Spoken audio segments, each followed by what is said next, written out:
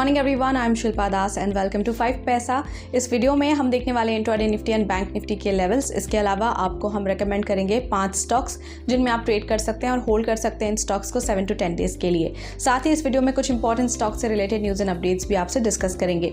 आगे बढ़ने से पहले जिन व्यूअर्स ने अभी तक हमारे चैनल को सब्सक्राइब नहीं किया वो जरूर सब्सक्राइब कर लें for regular stock related updates and recommendations.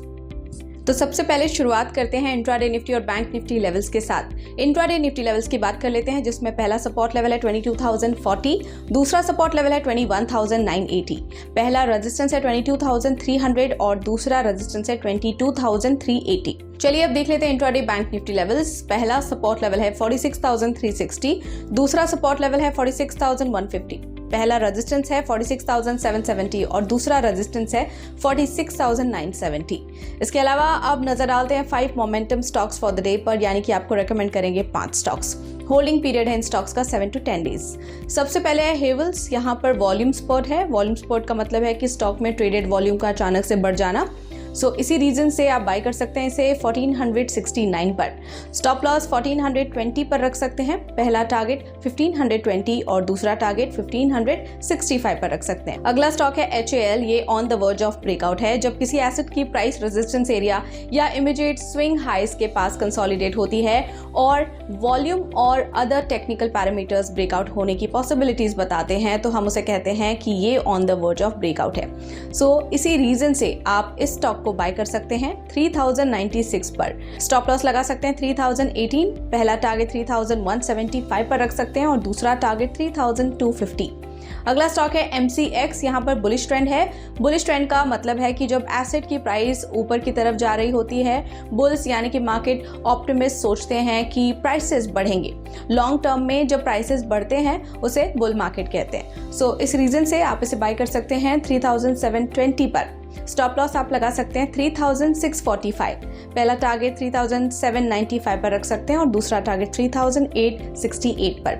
अगला स्टॉक पॉलिसी बाजार यानी कि PB फिनटेक लिमिटेड। यहाँ पर higher top and higher bottom है, आप इस पैटर्न की वजह से बाय कर सकते हैं इसे 1136 पर। स्टॉप लॉस आप लगा सकते हैं 1090 पर, पहला टारगेट 1182 और दूसरा टारगेट 1227।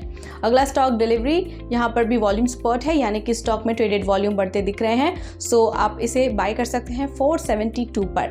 स्टॉप लॉस 454 लगा सकते हैं, पहला टारगेट 490 और दूसरा टारगेट 510 पर रख सकते हैं। चलिए अब बात करते हैं उन स्टॉक्स की जो हमने आपको रेकमेंड किए थे, जिसमें कि Sigachi went up 4.4%, first target इसने अचीव किया है, और PNC इंफ्रा वेंट अप 3.8%, इसने भी फर्स्ट टारगेट अचीव किया है जो हमने आपसे शेयर किया था।